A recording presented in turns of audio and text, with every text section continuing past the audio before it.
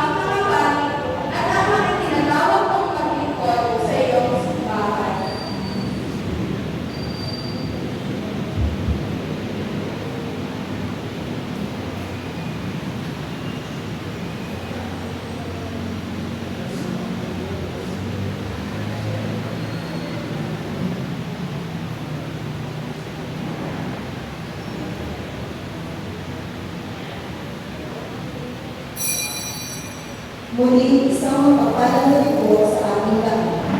Tayo po ngayon ay nasa kalaliman ng Diyos sa karaniwang panahon. Ang ating punong tagapagdiwang ay ang pumapawag ko, Reverendo Padre Francis Roy Limata. At bilang panimula, mas kayo ang lahat at sumabay sa panguluan na kami.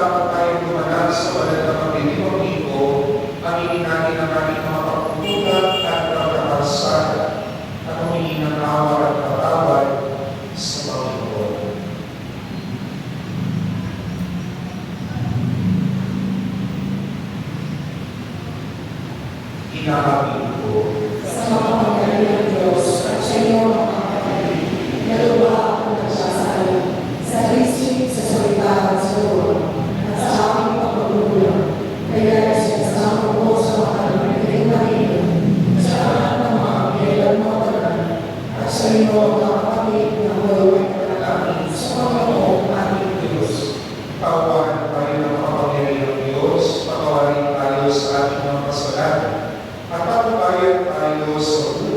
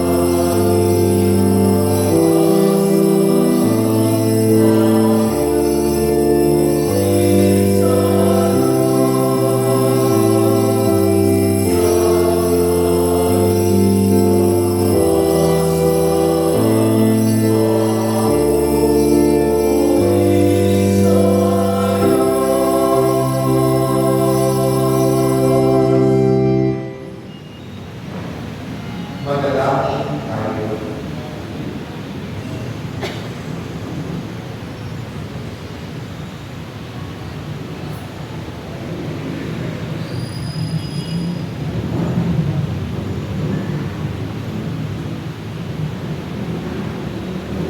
Ama namin makapangyarihan, manatili kang pamiling ng iyong sambayanan, ngayong daming pinahatabagan at pinagbibigyan, upang ang itinangkong ng iyong pamumuno at pagsubaybay ay muli mong ikadugot at panatilihin mong pinatutulad sa pamamagitan ni Yesu Cristo kasama ng Espiritu Santo magpang sa walang hanggan. Amen.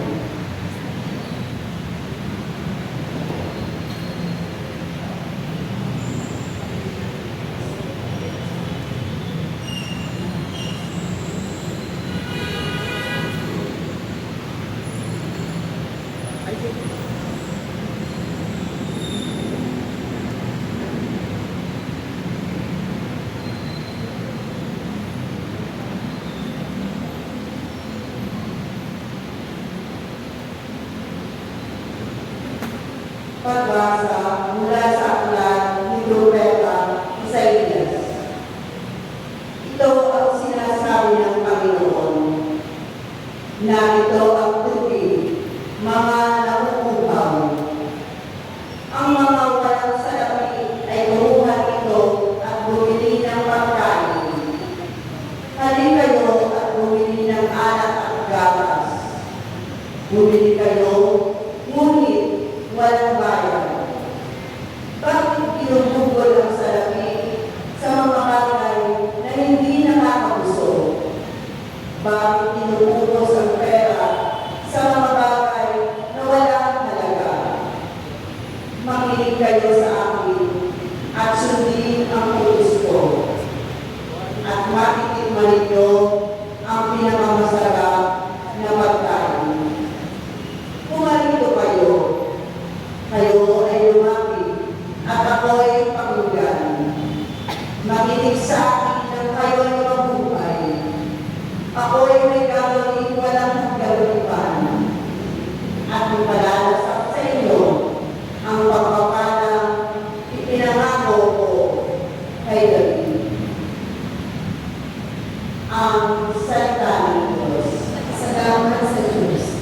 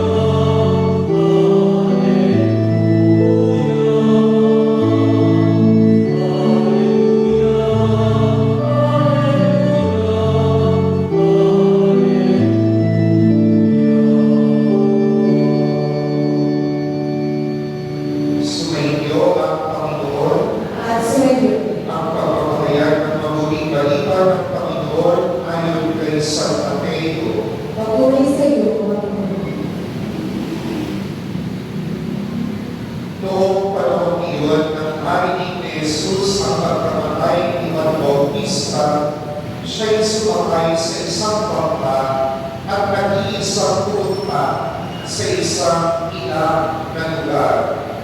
Nang mamalitaan naman iyon ng mga tao, sila'y lumabas ng bayan at lakad na sumunod sa kanya.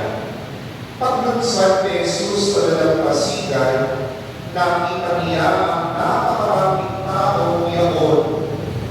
Tawag siya sa kanila at pinagaling niya ang mga may sakit na dala nila.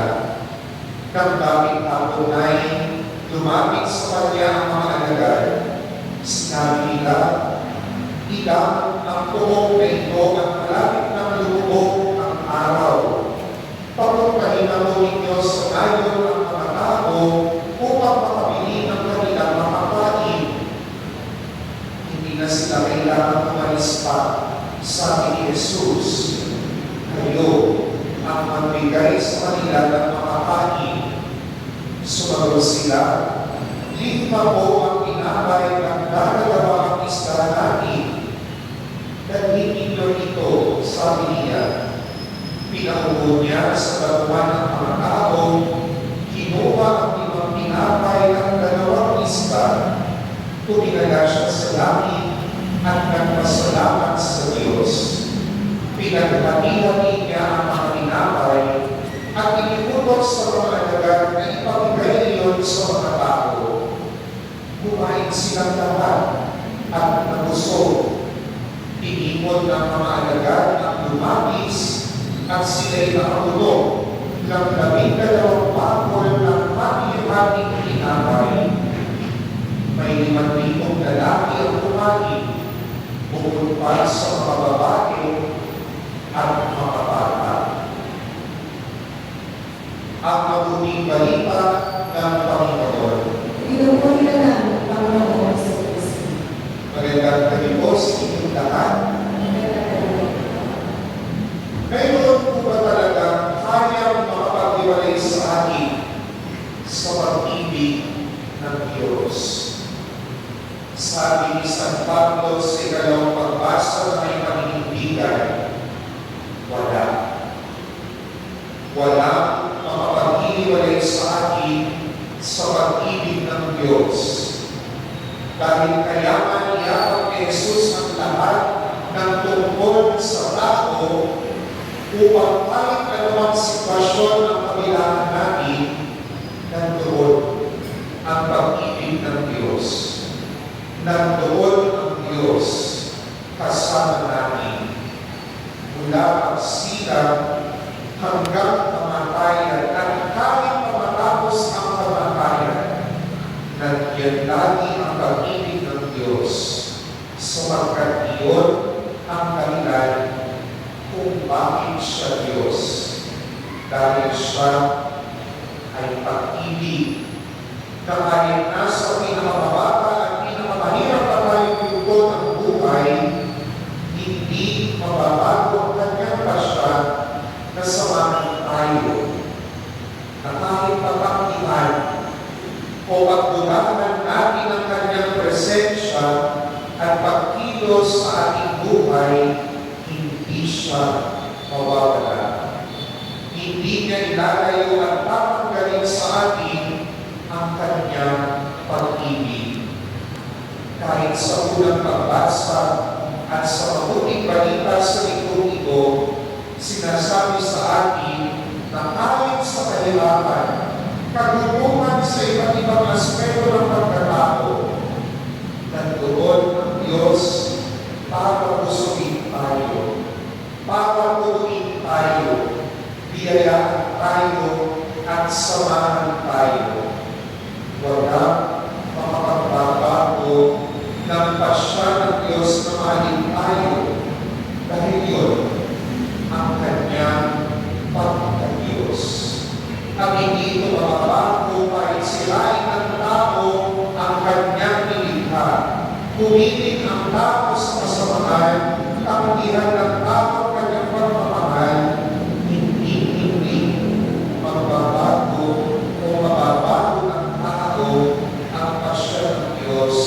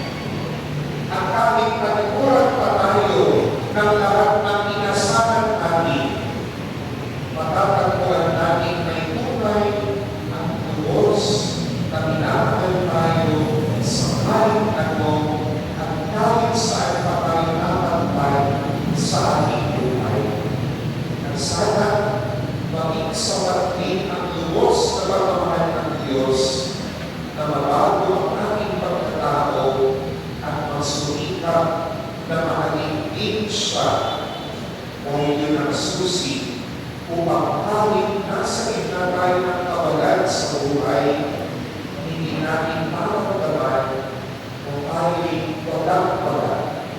Dahil sa pag-ibig pa lang ng Diyos sa kanya, para tulungan ang mga kulang sa araw-araw sa ating buhay. Kung mayroong pipigil sa pagmamahal ng Diyos, hindi na Diyos yun.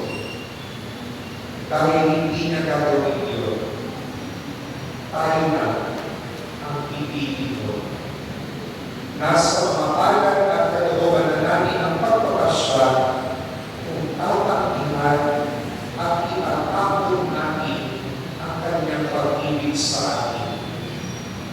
Walang makapag-iiwalay sa atin sa pag-ibig ng Diyos. Dahil kahit anong gawin natin, kahit anong piliin natin, kahit anong buhay ang magkaroon tayo, hindi siya itigil na tayo'y makalim. Kung merong anak, ikaw na yun. Pagpapasya na yun. Desisyon na natin yun. Hindi na Diyos. Dahil sa Kanya, hindi siya itigil na makalim tayo. Kahit sino pa, ano pa ba, at kung ano pa bagay ang sitwasyon ng buhay ka ba, mapapila. Walang makapag-iwalay sa atin sa pag-ibig ng Diyos. Pagpapahayag natin ang aming pananampalataya. Sumasampalataya ako Sa Diyos ang mga makapangyarihan sa lahat, na may gawa ng langit at lupa. Sumasampalataya ko kay Jesucristo, iisang anak ng Diyos, Panginoon natin lahat, na dalawang tao siya dala ng Espiritu Santo, ipinanganak isang kapangyarihan ni Ren, pinagpakasabi ni Poncio Pilato, ipinako sa krus na matay ni David, nalawak sa kinababawalan ng mga imam, na may kanyang araw ng buhay na mabuti,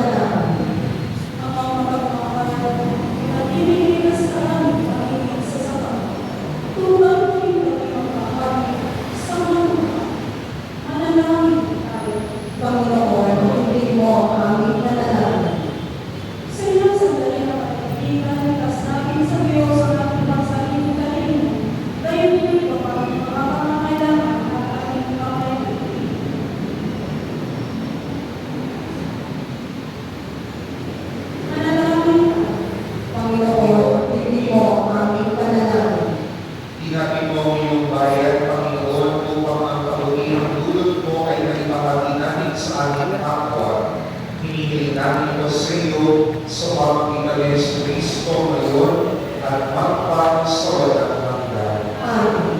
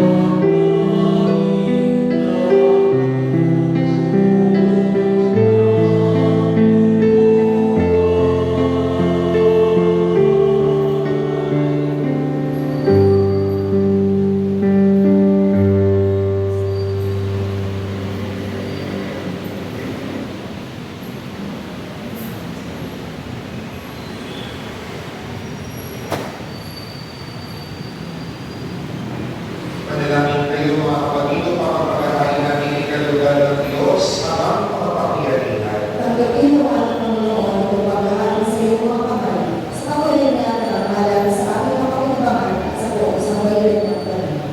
Ama namin lumikha, tawag ng awa, gawin mong banal ang mga alay namin ilusman ng kalugan, at kami gawin mong kain sa irin naming kaalahan. Sa pamamagitan ni Yesu Cristo, kasama ng Espiritu Santo, magpang sa walang hanggan.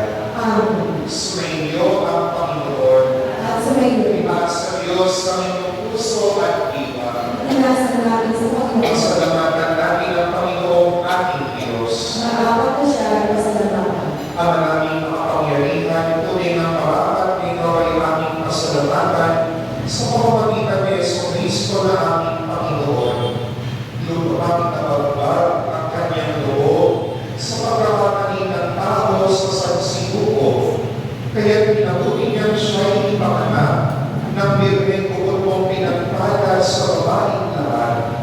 Sa dami ng hindi kamatayan, kami ay inagaw ng namatay mong anak. Sa pagkabuhay niya, kami kanyang tinuhay upang kaugnayan namin sa iyo ay huwag magwakas. Kaya kaisa ng mga anghel na nagsisiawit ng papuri sa iyo ng walang hukay sa kalagpan, kami natutuni sa iyong kadakitaan.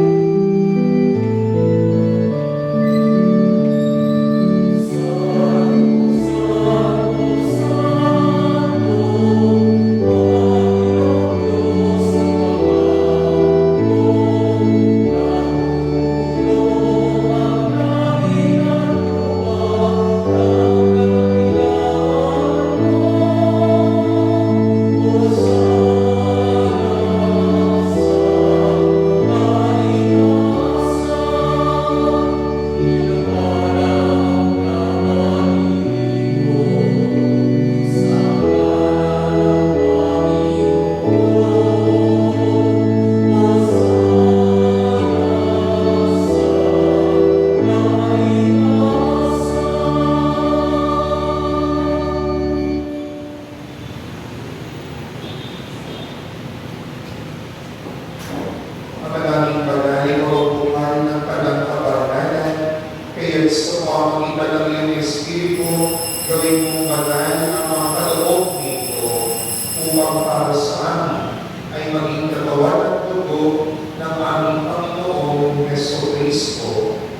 Bago niya pinagtiis ang puso loob na maging handog, hinawakan niya ang tinapay, pinasalamatan kanya, pinaghati-hati niya iyon, itinabot sa kanyang mga alagad, at sinabi, "Pagkainin niyo lahat ito at kanin, ito ang aking katawan, na iakto para sa inyo."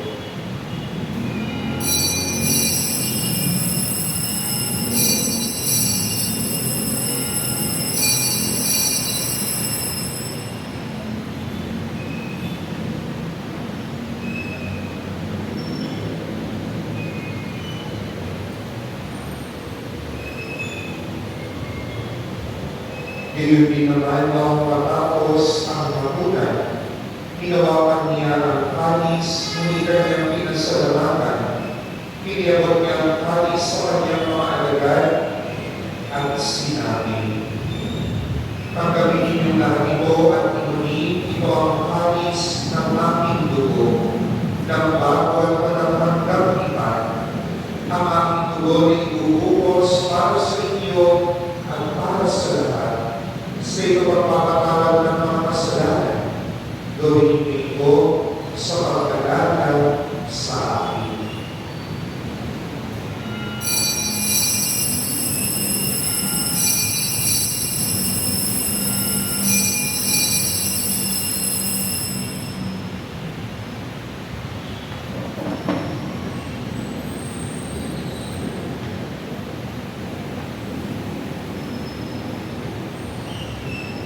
Ang misteryo ng pananampalataya.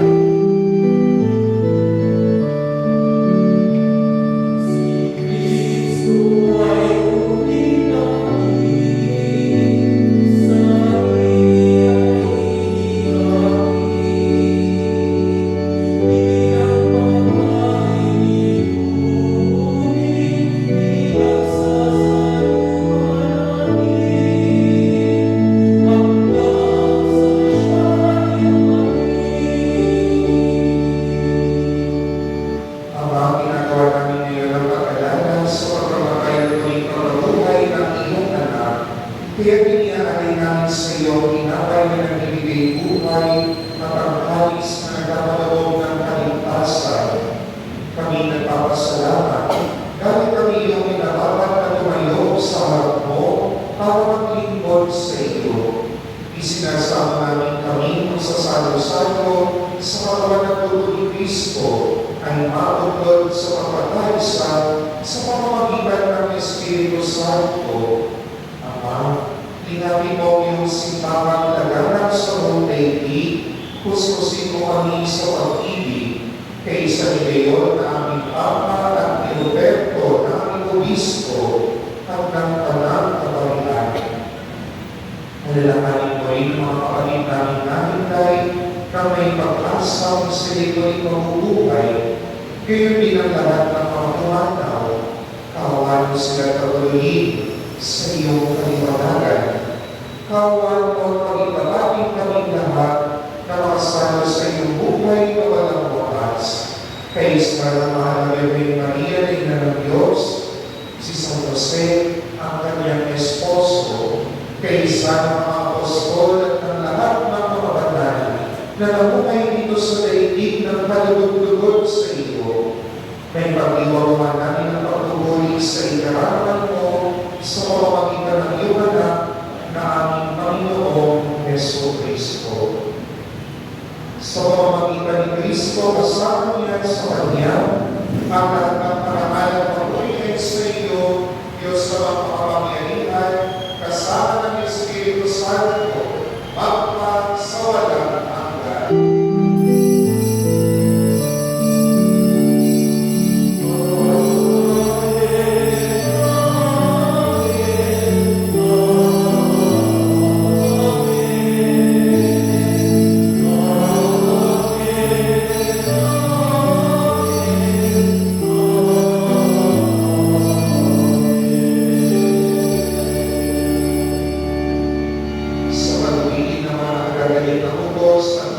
Jesus na Panginoon natin at Diyos, ipakayag natin ng lakas loob.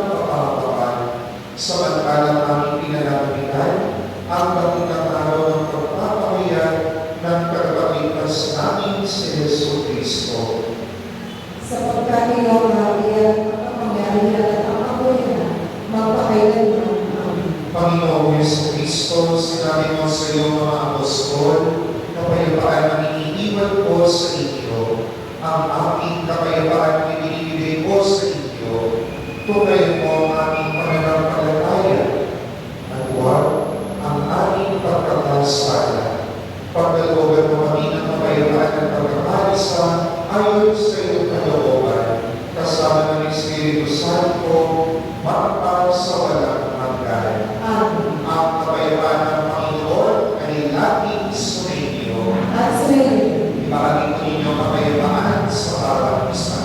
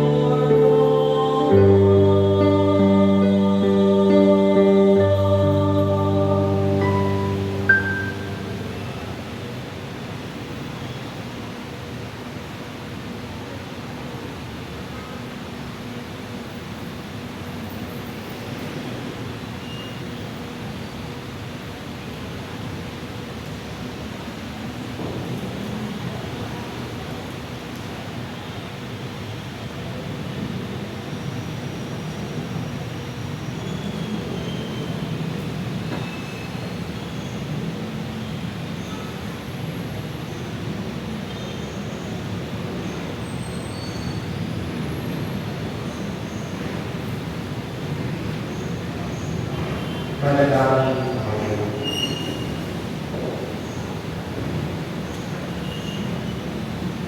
Ang maraming mapagmahal, kaming pinapagsaya mo sa walang na makininapang ay iyong tuwakan sa ginagawa namin sa araw-araw upang kaming hindi mo pinagkakaitan ng pagsubaybay ay gawin mo maging marapat sa lubos na kaligtasan sa pamamagitan ni Yesu Cristo kasama ng Espiritu Santo magpa sa walang hanggan. Amen. Hindi kagalangin natin ang pagbabastas sa larawan ni San Juan Maria Vianney.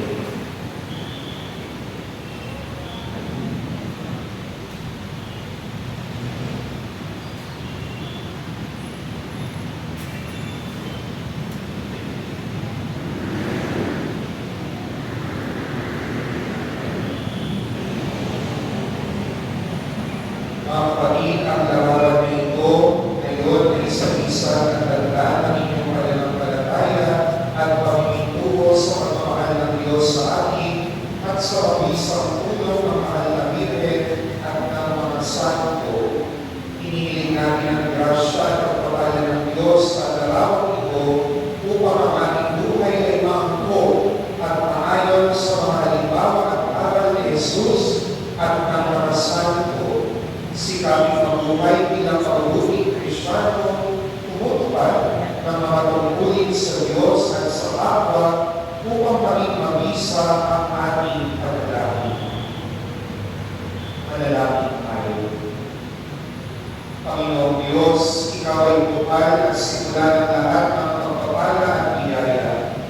Ibuhos mo ang iyong bendisyon sa larawan na ito ni San Juan Maria Vianney na nagpapaalala ng iyong kabulihan, kabanalan at pagmamahal sa aming lahat upang ang lahat ng tumulog sa imahe at larawan nito ay magkaroon ng iyong awa at biyaya. Ito rin yung tularan nila ang kabanalan at aral ng Panginoon at mga santo. Hinihiling namin ito sa pamamagitan ni Yesu Cristo kasama ng Espiritu Santo at sa walang hanggan. Amen.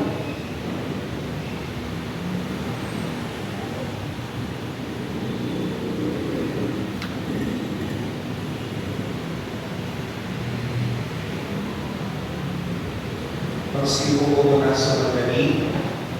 Dahil ngayon po ang linggo na pinakamalapit sa kapistahan ni San Juan Maria Vianney sa August 4 ito, ibinakban na ang linggo ito ay magkakaroon po tayo ng second collection para po sa pagpapatuloy ng paghuhubog sa mga pari. Ito po yung ongoing formation ng mga kapalitan na siyang ating isusumite sa CBCP upang ibahagi sa mga pangailangan ng paghuhubog sa mga pari. At muli po, bago po ang ating pagbabasbas, ay nagpapasalamat sa lahat ng patuloy na nag-aanay, nag-ahandog at tumutulong sa ating simbahan. Palapakan po ninyo ang bawat isa. Pwede po ang lahat ng mga nakasama natin ngayong araw dito dahil na sa programa ng aming vocation ministry, kasama at ng aming youth ministry sa mga madre po ng St. Joseph at sa SPC Sisters ay Patarasyo. Sa seminarista po ng ating diocese na may kasama po natin ang diocese nila. Okay, ang diocese na. At sa iba po na tumulong na maging mabuka ako ng araw ng ating Trino para sa maganda ng kamistahan ni San Juan Maria Vianney. Panyaya ko sa inyo na ang bawat tahanan ay maging lugar kung saan po napadalago ang bukasyon ng mga bata, hindi lamang sa pagpapari, kundi sa mga pipiliin nilang landasin sa kanilang buhay. Kaya po sana ay pagpatuloy po natin ang pagdarasal para sa okasyon sa ating simbahan. At ngayon din po ay unang linggo, pagkakasada po ngayon, dahil hindi na po yung magsisimba bukas, ngayon po ay unang linggo ng buwan ng Agosto, kaya inanayan ko po lahat ng nagdiriwang ng kaarawan sa mga ito na lumapit po dito sa unahan para sa natatanging pagbabasbas.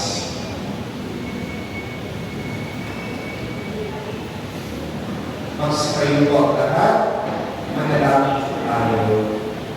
Diyos ng sanglilikha, nagpupuri at nagpapasalamat kami sa iyo para sa kanyang buong buhay. Digin mo po ang panalangin ng iyong mga nagagal na bumulita ng kanilang kaarawan sa Linggo ng Agosto at nagagagal sa mga handog buhay at pag-ibig, pamilya at kaibigan. Pagpalain mo sila sa pamamagitan ng iyong patuloy na pananahan sa kanila at tukurin mo sila sa iyong pagmamahal upang makapasa nila ang darating na masasayang taon ng kanilang buhay.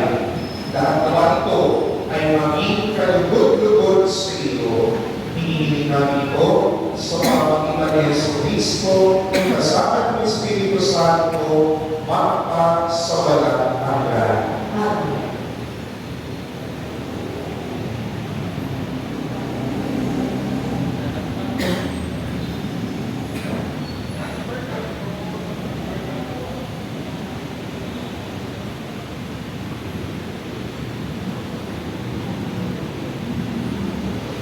Sumainyo ang Panginoon At sumayo. at pagpalain kayong lahat ng makapangyarihang Diyos, Ama, Anak, at Espiritu Santo. Amen. Tapos na nating magdiriwang tayo kayong pagkain ang pag-ibig ni Kristo. Salamat sa Diyos.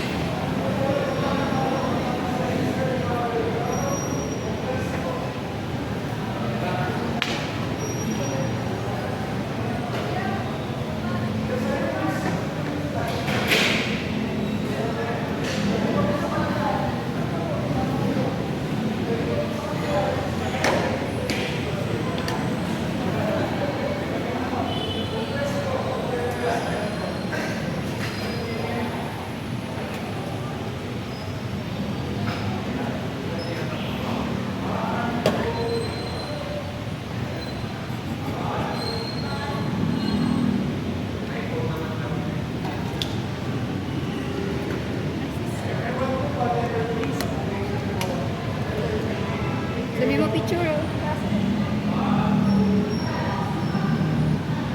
Yun, Russell, dito sa taas. Picture mo sila.